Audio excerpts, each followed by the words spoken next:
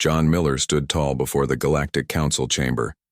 Hundreds of alien representatives watched from their elevated seats. The room was silent. John straightened his formal diplomatic uniform and looked directly at the 7 high counselors. For 50 years, humanity has been a loyal member of this council, John said. His voice was firm but calm. For 50 years, we have followed your rules, respected your borders, and shared our knowledge. And for 50 years, you have limited our growth, restricted our technology, and treated us like children who cannot be trusted. High Counselor X Zarek, a tall, blue-skinned Zentari with 4 arms, leaned forward.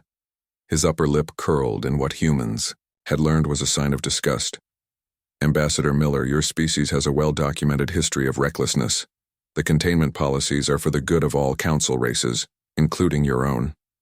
John nodded politely, though inside he felt anger rising. This was the same argument he had heard for decades. With all due respect, High Counselor, humanity has decided it no longer needs your protection or your restrictions. I am here to formally announce our withdrawal from the Galactic Council. All human worlds, colonies, and stations will be leaving council space within the month. The chamber erupted in noise. Some aliens shouted in their native languages. Others laughed, clearly thinking this was impossible. A few looked worried. Counselor Ilara, an Aquarian with shimmering scales and wise eyes, raised her webbed hand for silence. Ambassador Miller, surely we can discuss this. Your species provides valuable services to the Council. Perhaps we can revisit some of the policies that concern you. The time for discussion was the last 20 years, Counselor Ilara, John replied. Each time we asked for equal treatment, we were denied. Humanity has made its decision. Zarek laughed, a harsh sound like grinding metal. And where will you go, human? Beyond council space is uncharted and dangerous. Your species cannot survive without our trade networks and protection. John smiled for the first time. We'll manage, Counselor, we always have. Lisa Brown wiped sweat from her forehead as she made final adjustments to the massive engine. The engineering bay of the colony ship, New Horizon, stretched around her, filled with hundreds of identical engines being prepared for the fleet. How's it looking? Asked Peter Davis, her assistant. He handed her a cooling drink. Perfect, Lisa said. She took a long sip.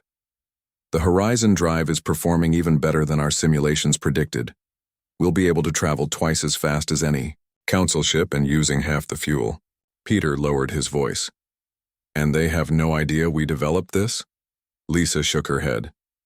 The Council banned us from advancing propulsion technology 15 years ago. They never bothered to check if we were following that rule. She smiled. Their mistake. An announcement echoed through the bay. All engineering staff prepare for departure in 6 hours. Final checks must be completed in 4 hours. That's our cue, Lisa said. She stood back and looked at the engine with pride.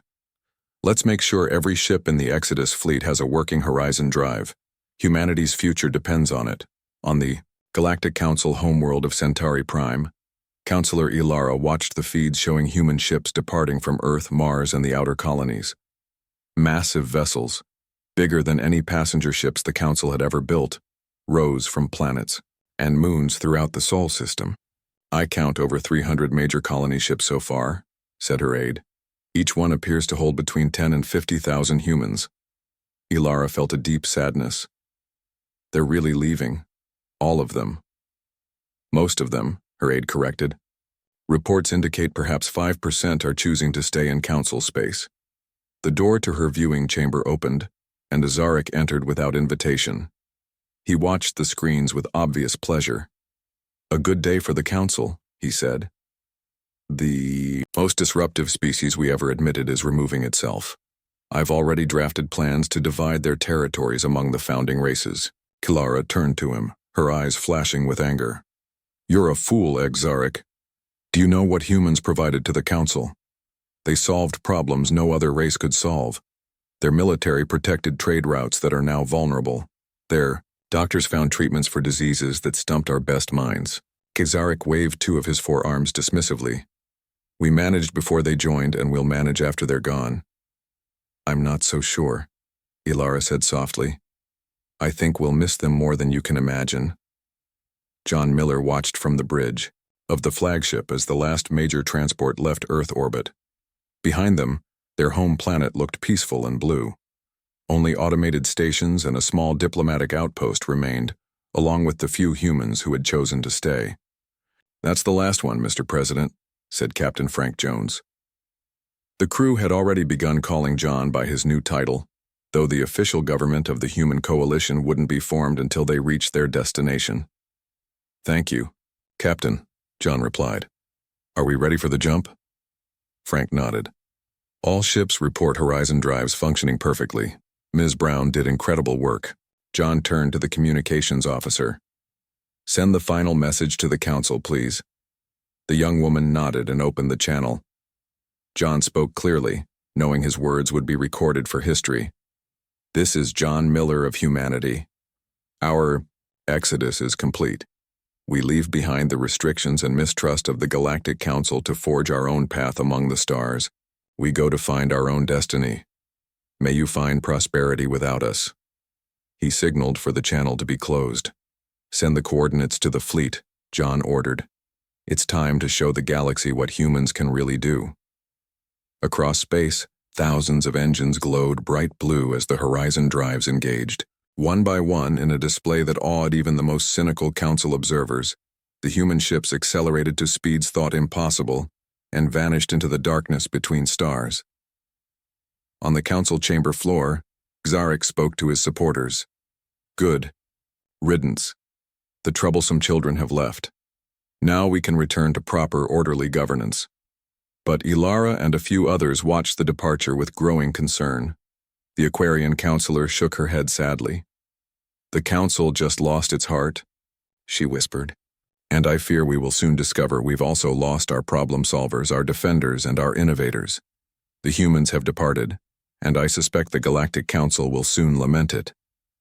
She turned and walked away from the celebration, already planning how to track where the humans had gone. Someday, she feared, the Council would desperately need to find them again.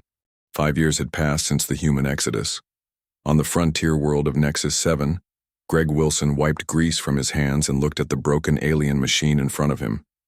It was a Zentari water purifier, vital for the desert outpost, but completely dead for the past week. Can you fix it? Asked the station manager, a nervous Zentari named Kraz. The other engineer said it was beyond repair. Greg smiled. Nothing's beyond repair, just needs some creative thinking. He reached for his toolbox, one of the few human-made items still found in council space. Within an hour, he had the purifier, humming again, using parts from 3 different alien devices that should not have been compatible. Kraz made a sound of disbelief. How did you do that? Our engineers studied for decades to learn these systems. Greg shrugged. I just see how things can fit together differently. It's a human thing, I guess. As he packed his tools, 4 more aliens approached, all holding broken devices. Word had spread quickly. Greg smiled tiredly. As one of the few humans who chose to stay in council space, his simple repair shop had become the most important business in 3 sectors. Form a line, he said. I'll help everyone. But my rates doubled last month, remember? No one complained. They couldn't afford to. On Centauri Prime, High Chancellor Xarek reviewed the latest reports with growing irritation. The meeting room was filled with the highest officials of the Galactic Council, and none of them brought good news. Explain again why the new ships are delayed, Xarek demanded. Admiral Voss, the military commander, looked uncomfortable. The shipyards report problems with the engine designs. Without the human engineers who used to oversee production, efficiency has dropped by 60%. Then find new engineers. Xarek slammed one of his 4 hands on the table. We're trying, Voss said, but there's something about human intuition that we haven't been able to replace. A trade minister spoke next. Chancellor, we've lost 18 cargo ships to raiders in the past month. The trading guilds are demanding better protection. The pirates never attacked so boldly when human security ships patrolled those routes, another counselor added. Xarek's blue skin darkened with anger. I don't want to hear about humans. They've been gone for 5 years. We should have adapted by now. From the end of the table, Counselor Ilara spoke softly. Perhaps we should consider what this pattern is telling us. All eyes turned to her. The humans contributed more than we acknowledged, she continued. Their creative problem-solving, their unique approach to security, their technological intuition, these were valuable beyond measure. Zarek sneered. They were reckless and unpredictable. Yes, Ilara agreed. And that unpredictability allowed them to see solutions no one else could see. We've spent 5 years trying to replace what they provided, and we're failing. The room fell silent. Finally, Gazarek spoke again.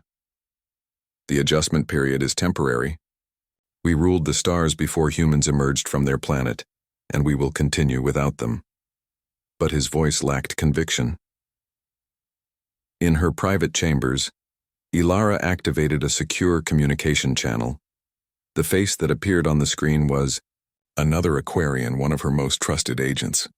Report, she said simply. We've tracked unusual energy signatures in the Vale Nebula region, the agent said. Similar to the readings we recorded when the human fleet departed, I believe we've found their trail. Ilara felt a surge of hope. Any direct contact? None. But we've detected radio signals unlike any Council technology. The humans appear to have established something substantial beyond the nebula. Continue monitoring, Ilara ordered, but remain undetected. If they chose to leave, we must respect that choice, for now. After ending the transmission, Ilara swam in her water chamber, thinking deeply. She had started this secret tracking initiative against Council orders. If Exarek discovered her actions, she would lose her position. But with each passing month, she became more convinced that the Council would eventually need the humans again. The question was whether pride would allow them to admit it before it was too late. At the edge of Council space, Admiral Voss watched the sensor readings with growing alarm. A fleet of Krell ships had gathered just beyond the border marker. The insect-like Krell had been contained for generations, largely thanks to human military strategy. Now they were testing the boundaries, probing for weakness. They're moving in formation, reported his second-in-command. Our analysts don't recognize the pattern. Voss frowned. Where is the human tactical database, the one their Admiral Harris shared with us? We don't have access anymore. When the humans left, they took their military databases with them. Voss closed his eyes briefly. 5 years ago, he had supported Zarek's dismissal of human importance. Now facing a Krell fleet with unknown tactics, he regretted that arrogance. Send a message to Central Command, he ordered. The Krell are mobilizing in unprecedented numbers. Request reinforcements immediately. As the message was sent, his tactical officer spoke up. Sir, the Krell ships are changing formation. They appear to be retreating? Voss watched in surprise as the enemy vessels turned and moved away from the border. Analyze everything. I want to know why they pulled back.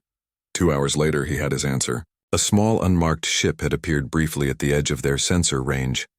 The Krell had retreated immediately after its appearance. The ship's design? Voss asked. Unknown, sir. But its energy signature matches records of human vessels. Voss sat back in his chair, thinking hard. Were some humans still patrolling the borders, unseen by the Council? Or had they formed an agreement with the Krell? Either way, it suggested the humans were not as gone as everyone believed. He decided not to include this detail in his report to Exarek. Some information was best kept in reserve. Greg Wilson closed his repair shop after a 16-hour day. The line of customers had never ended. As he locked the door, a hooded figure waited in the shadows. Mr. Wilson, the figure said softly. I represent Counselor Ilara. She would like to speak with you. Greg tensed. I'm just a repair guy. I don't get involved in Council politics. This isn't about politics, it's about the future. The figure handed him a secure communication device. Your people left because they weren't valued. Some of us are beginning to understand that was a terrible mistake. After the figure departed, Greg looked at the device. He had stayed behind because he loved the diversity of alien cultures and the challenge of working with their technology. He never expected to become a crucial link between species. He activated the device. Counselor Ilara's face appeared. "Mr. Wilson," she said, "I believe dark times are coming to Council Space. We need your help, not to find your people, but to prepare for when we might need them again."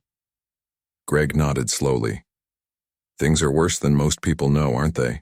"Much worse," Ilara confirmed. "The Council doesn't yet realize what it lost when humans departed, but they will, and when that day comes, we must be ready."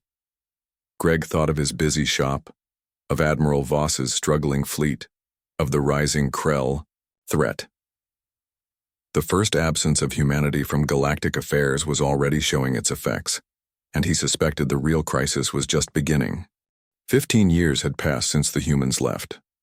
The Galactic Council chamber, once a place of order and calm discussion, now echoed with shouting and accusations.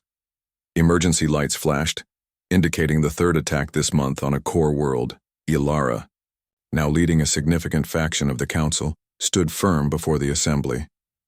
"The Krell have taken 7 more systems. Our defenses are failing. The plague has spread to 15 core worlds.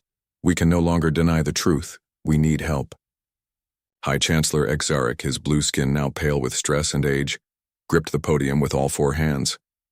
"What would you have us do, Counselor? Beg the humans to return? They abandoned us." "No," Ilara corrected. "We drove them away. And now, we must find them and ask for their assistance." The chamber erupted in mixed reactions. Many counselors nodded in agreement, while others protested loudly. Zarek raised his voice above the noise. "Even if we wanted to find them, we don't know where they went. Our long-range scouts have found nothing." Ilara took a deep breath. It was time to reveal her secret. "That is not entirely true, Chancellor. I have been tracking human movement since they left." The room fell silent. "You did what?" Zarek whispered dangerously. "I did what was necessary," Ilara replied. "And now that knowledge may save us all. I know where they went, and I believe they have built something remarkable beyond our borders." Dr. Karen Young hurried through the medical center on Centauri Prime. Alarms sounded as more patients arrived, all showing signs of the plague that had devastated Council Space for the past year. As one of the few human doctors who remained after the Exodus, Karen worked endless hours trying to find a cure. A Centauri nurse approached her. "Dr. Young, the new treatment is working. The patients from yesterday are showing improvement." Karen allowed herself a small smile. "That's the first good news in weeks. Prepare more doses. We need to treat as many as possible." The medical director, an elderly Aquarian, joined them. "Dr. Young, the Council has requested your presence. Immediately." Karen frowned. "I'm needed here. People are dying." "This is about the plague," the director said quietly, "and possibly much more. They need your unique perspective." An hour later, Karen stood before a small group of the highest-ranking council members, including Ilara and Zarek. "Dr. Young," Ilara began, "your treatment for the plague is the only thing that has shown any effectiveness. How did you develop it when our best scientists failed?" Karen chose her words carefully. "I approached the problem differently. Your scientists were looking for similarities to known diseases. I looked for patterns no one expected." "Human intuition," Ilara said, nodding. "Yes," Karen agreed. "But my treatment only slows the progression. It's not a cure. For that, we would need resources I don't have here." Zarek leaned forward. "What resources?" "Research facilities like the ones humans built, and honestly, more human scientists. We think differently than council races. We make connections others miss." The council members exchanged looks. Finally, Zarek spoke, his voice strained with reluctance. "Dr. Young, we are forming an expedition. To find your people, would you join it?" Karen stared in surprise. "You want to find the human colonies? After 15 years of pretending they don't exist?" "We need help," Ilara said simply. "The council is ready to admit that now." Captain Ryan Moore guided his scout ship through the dense asteroid field at the edge of what humans now called Coalition space. The human coalition had grown dramatically over 15 years, with dozens of thriving worlds and advanced technology that would have been forbidden under Council rule. His second-in-command, Alex Foster, looked up from the sensor panel. "Captain, I'm detecting a ship at the edge of our range. It's not one of ours." Ryan frowned. "Identification?" "It appears to be Galactic Council design, a long-range expedition vessel." Alex looked confused. "What would they be doing this far out?" "Good question," Ryan said. "More importantly, they're heading straight into the vortex. They'll be torn apart in those gravity currents." The vortex was a dangerous region of space that Coalition ships avoided. No Council vessel would have the technology to navigate it safely. Ryan made a quick decision. "Set intercept course. We need to warn them before they get too close." As they approached, they could see the Council ship was already struggling, its outdated engines fighting against the increasing gravity waves. "Open a channel," Ryan ordered. Alex worked the communications panel. "Channel open." "Council vessel, this is Captain Ryan Moore of the Human Coalition scout ship Pathfinder. You are entering a dangerous area. Your ship cannot withstand the forces ahead. Please alter course immediately." The response came quickly, filled with static. "Human vessel, thank the stars. We are on a diplomatic mission to find your people. Our engines are failing. We request immediate assistance." Ryan exchanged a surprised look with Alex. "The Council is looking for us? After all this time?" "Must be desperate," Alex replied. Ryan nodded. "Prepare rescue operations. Let's bring them aboard before their ship breaks apart." On the bridge of the failing Council ship, the expedition leader watched in awe as the human vessel maneuvered effortlessly through space conditions that were tearing their own ship apart. The human ship was smaller than they expected, but moved with incredible precision. "Their technology has advanced far beyond what we anticipated," the science officer said quietly. Through the viewport, they could see the human ship extending, a docking tube. Rescue was minutes away. Among the expedition members, Dr. Karen Young felt a strange mix of emotions. She had stayed behind when her people left, believing in the possibility of cooperation. Now, 15 years later, she was part of a desperate mission to find those same people and ask for help. The ship shuddered violently. "Hull breach in Section 4, someone shouted.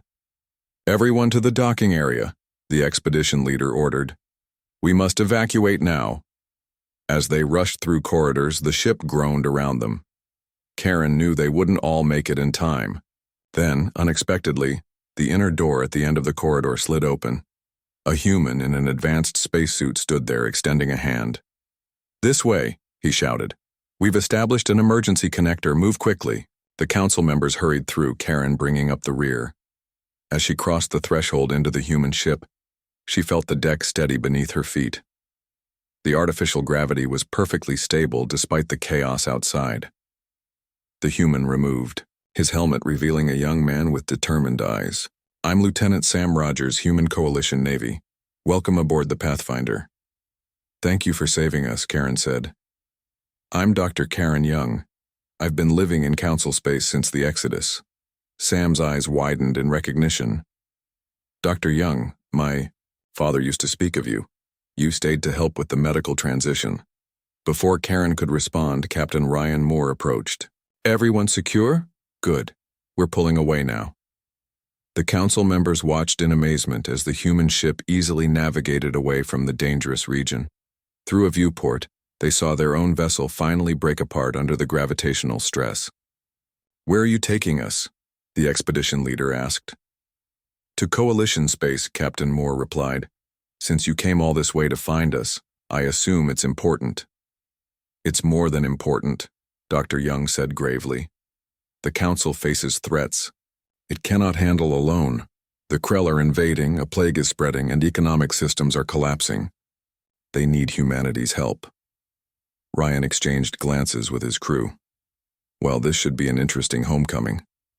As the Pathfinder accelerated to speeds no council ship could match, the expedition members looked out at the stars with new hope. Soon they would see what humanity had built during its 15 years of freedom, and whether the human spirit of innovation could save the galaxy one more time. The council delegation stood speechless as their shuttle approached New Earth. The planet glowed blue and green like the original Earth, but massive structures orbited it, unlike anything the aliens had ever seen.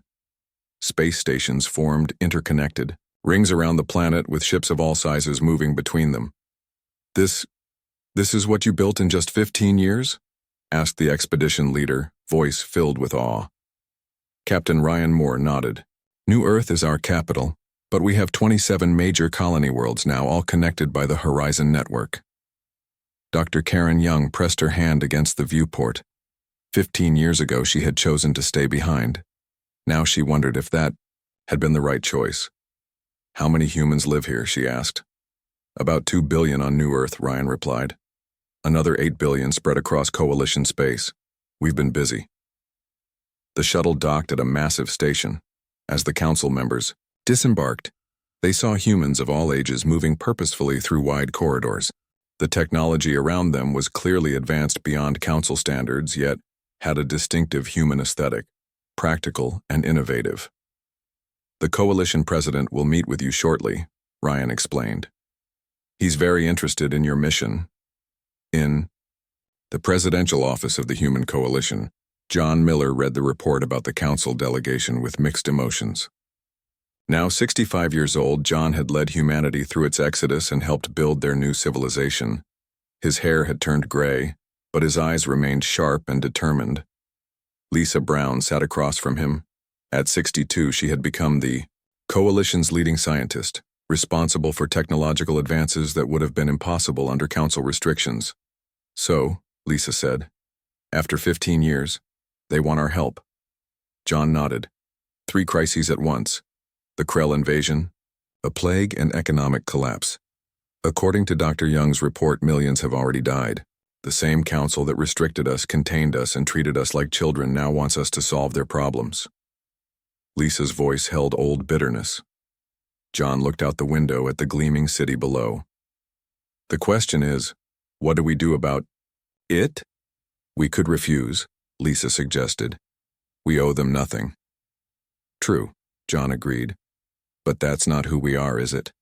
A soft knock interrupted them. John's assistant entered. Sir, the Coalition Leadership Council is assembled. The council delegation will arrive in 20 minutes. John stood. Thank you. We'll be right there. As they walked to the meeting hall, Lisa asked, Have you decided what you'll recommend? John smiled slightly. I think I have. But I want to hear what the others think first. The Human Coalition Leadership Council consisted of 30 representatives from all major colony worlds. They sat in a semicircle as John presented the situation. The council delegation waited nervously in a separate room. These are the facts, John concluded. Our former associates face destruction on multiple fronts. They've come to ask for our help. A heated debate followed. Some representatives argued for non-intervention, citing the years of unfair treatment by the council. Others pushed for humanitarian aid but no military involvement. A few suggested using this opportunity to negotiate favorable terms for human expansion. Finally, an older woman named Susan Clark, representing the outer colonies, stood to speak. I remember the day we left council space, and she said, I was just a child. My father told me we were leaving because the aliens didn't understand us, not because we didn't care about them. He said someday they might need us, and when that day came, we would show them who humans really are. She looked around the room. That day is here, let's show them. A moment of silence followed. Then John stood. I propose we render full assistance to the Galactic Council, not because we owe them anything, but because it's the right thing to do. Because helping others in need is what makes us human. The vote was unanimous. The council delegation entered the grand meeting hall with trepidation.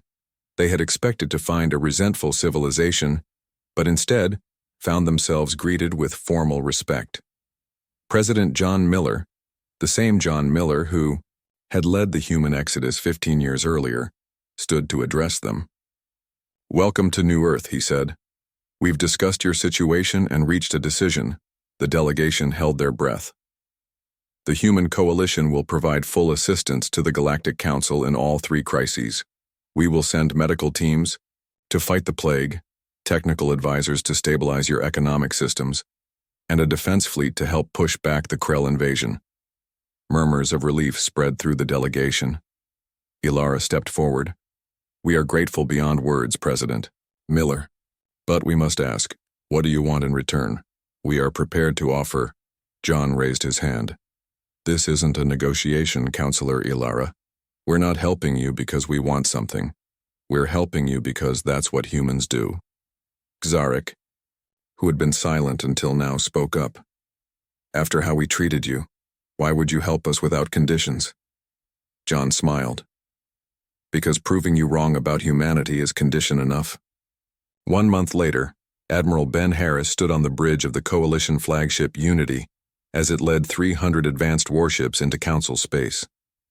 The massive relief fleet carried thousands of medical personnel, economic advisors, and the most advanced technology humans had developed during their independence. "All ships report ready, Admiral," his second-in-command said. Ben nodded. "Then let's make this count. Set course for the Krell front." The fleet moved with precision and power.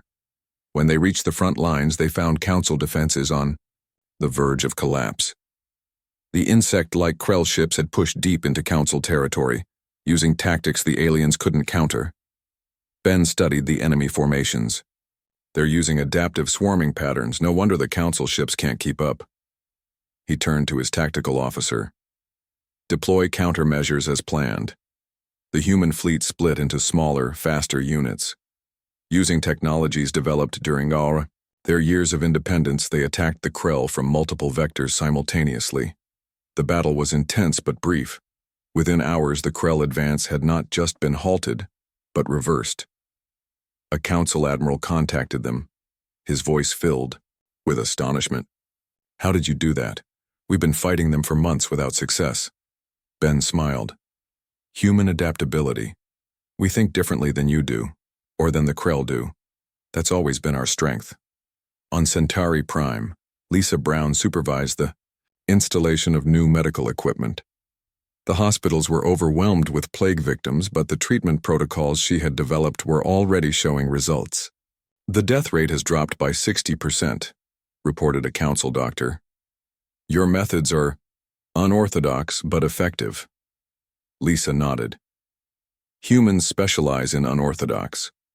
Your scientists were looking for a cure based on existing models. We created a new model entirely. In other sectors, human technical teams were rebuilding collapsed infrastructure and stabilizing economic systems. Their creative solutions often shocked Council experts, combining technologies in ways no one had considered, finding resources in overlooked places, and creating new systems that were more robust than the old ones. 6 months later, the Galactic HFY Council convened a special session. The Krell had been pushed back beyond their original borders. The plague was contained. Economic systems were not just restored but improved. High Chancellor Ilara, who had replaced Exarch after his resignation, addressed the assembly. "Today we formally acknowledge our debt to the Human Coalition," she announced. "Their assistance came when we needed it most, and without the conditions we might have imposed in their position." John Miller, standing as the human representative, listened as Ilara continued. "We also formally apologize for the restrictions and containment policies imposed on humanity during their time as Council members. We failed to recognize that their different approach to problem-solving was not a liability, but an asset beyond value." Applause filled the chamber. When it quieted, Ilara asked, "President Miller, will humanity consider rejoining the Galactic Council?" John stepped forward. The chamber fell silent. "The Human Coalition appreciates your invitation," he said, "but we will not be rejoining the Council as members." Murmurs of surprise spread through the room. "Instead," John continued, "we propose a new relationship, An equal partnership between the Human Coalition and the Galactic Council. Two independent civilizations working together, each respecting the other's strengths and differences. Ilara considered for a moment, then nodded. We accept your proposal, President Miller. An equal partnership it shall be. 1 year after the crisis, humans and council species gathered on Earth, the original human homeworld, now transformed into a gleaming monument to human ingenuity. The ceremony marking the new partnership agreement was held in the open air, under the blue sky that had given birth to humanity. As the documents were signed, John Miller looked up at the stars, just becoming visible in the evening sky. 15 years ago, humans departed, he said quietly to Lisa Brown, who stood beside him. And the Galactic Council soon lamented it. Lisa smiled. And now? Now we return on our own terms, John replied, not as children seeking approval, but as equals offering friendship. Across the galaxy, both human and alien civilizations began a new chapter, one where diversity of thought was not just tolerated, but celebrated as the greatest strength of all. 5 years had passed since the historic partnership between the Human Coalition and the Galactic Council began. What had started as an emergency alliance born of necessity had grown into something neither side had imagined possible. On the frontier, World of Harmony, the first jointly established colony, Governor Laura Wells watched the sunrise over Purple Mountains. Unlike previous council colonies with their strict racial divisions, Harmony was truly mixed. Humans working alongside Zentari, Aquarians, and a dozen other species, each contributing their unique abilities to the community. Beautiful morning, said Zeal, her Aquarian deputy. Once a junior aide to Counselor Ilara, Zeal had volunteered for this experimental colony when few others would. It is, Laura agreed. Hard to believe this was just empty plains 2 years ago. Before them spread a city unlike any in known space. The architecture blended styles from across the galaxy, practical human designs enhanced by alien aesthetics. In the central plaza, a school had just opened where children from all species learned together, something unthinkable under the old council rules. The trade delegation arrives today, Zeal reminded her. Our first major export shipment. Laura nodded. Let's show them what cooperation can accomplish. In deep space, at a newly constructed research station, Lisa Brown worked alongside council scientists. Now 67 years old, she had expected to retire, but the new partnership had given her work fresh purpose. The test results are in, announced Dr. Kralin, a Zentari physicist. The modified Horizon drive is stable for ships of all designs. This will revolutionize travel throughout known space. Lisa smiled. For decades, the Council had restricted human propulsion technology. Now they were helping adapt it for all species. The real breakthrough was combining your crystalline focusing technique with our field stabilizers, Lisa told him. Neither approach would have worked alone. Kralin's 4 hands moved in a gesture of agreement. That is the lesson we keep learning, isn't it? Together we achieve what neither could alone. A young human assistant rushed into the lab. Dr. Brown, President Miller is calling from New Earth. The exploration fleet has returned from beyond the outer rim. Lisa's eyes widened. They're early. Did they find it? Yes, the assistant said excitedly. They found the source of the transmissions. John Miller, still serving as Human Coalition president despite repeated attempts to retire, stared at the images on the large display. Around the table sat the coalition leadership and senior council representatives, including High Chancellor Ilara. Are we certain this data is accurate? Asked a council science director. Admiral Ben Harris, now commander of the Joint Exploration Fleet, nodded firmly. We confirmed it from multiple sources. The signals are artificial and incredibly ancient. We've found evidence of a civilization that predates both humanity and the council races by at least 50,000 years. The room fell silent. The discovery of the mysterious signals had been a surprise product of the new partnership. Human curiosity combined with council resources had pushed exploration further than ever before. The ruins cover 3 planets in the system, Ben continued. And there's something else. He highlighted an anomaly on the display. This structure is still active, generating energy. We believe it may be some kind of repository of knowledge. But we couldn't access it, added his Aquarian second-in-command. Our team tried every approach in the Council handbook. John smiled slightly.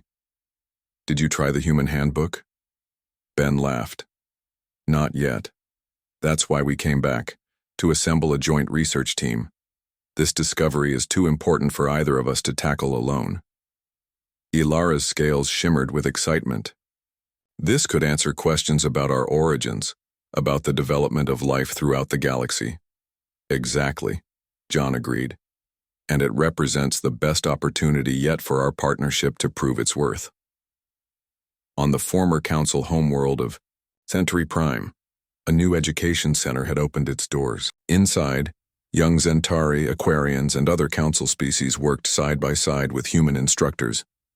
Greg Wilson, the repair shop owner who had stayed behind during the Exodus, now headed the facility. His simple shop had evolved into the galaxy's premier technical institute, where Council youth learned the creativity and problem-solving that had once been considered uniquely human. The trick isn't just knowing how things work, Greg explained to a classroom of eager students. It's imagining how they could work differently. A young Centauri raised 2 of his 4 hands. But Instructor Wilson, the handbook says this configuration is impossible. Greg smiled. The most important human skill isn't our technology or our strength. It's our willingness to try things everyone else says are impossible. The students looked skeptical. Greg pointed to the window where a massive starship was visible in orbit, a joint human council vessel preparing for the expedition to the ancient ruins. 20 years ago, the council said humans were too reckless to be trusted. Humans said the council was too rigid to work with. Both sides were a little right and mostly wrong. Now look what we've built together. In her private chambers on New Earth, Dr. Karen Young finished packing her medical kit. After years in council space followed by service on the relief mission, she had been selected to join the expedition to the ancient ruins.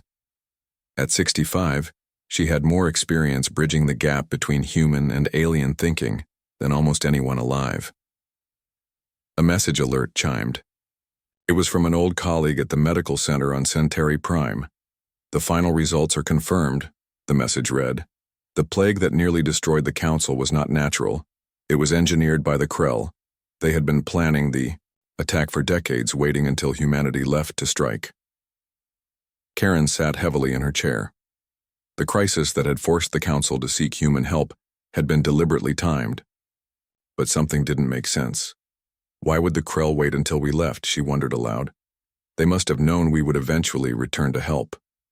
The answer came in a second message. We found Krell communications. They didn't fear the council. They feared humans.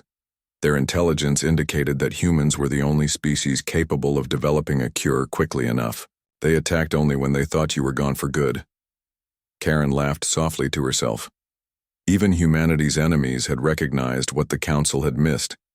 Human adaptability and creativity were not just useful traits, but essential ones for galactic stability.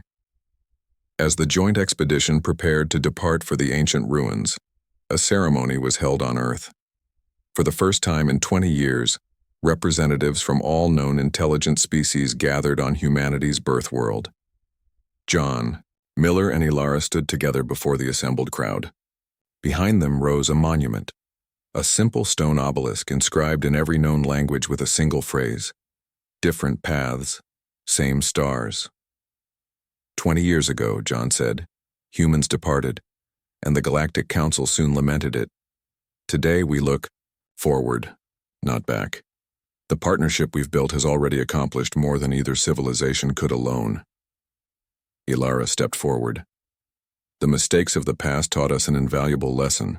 Diversity of thought, approach, and culture is not a weakness to be controlled, but the greatest strength we possess. As the crowd cheered, the massive expedition ship rose from the spaceport, its engines glowing with the combined technology of human ingenuity and council precision. Aboard were the best minds from across the galaxy, ready to unlock the secrets of the ancient civilization. Together, they would discover new horizons that neither humans nor the council could have imagined on their own.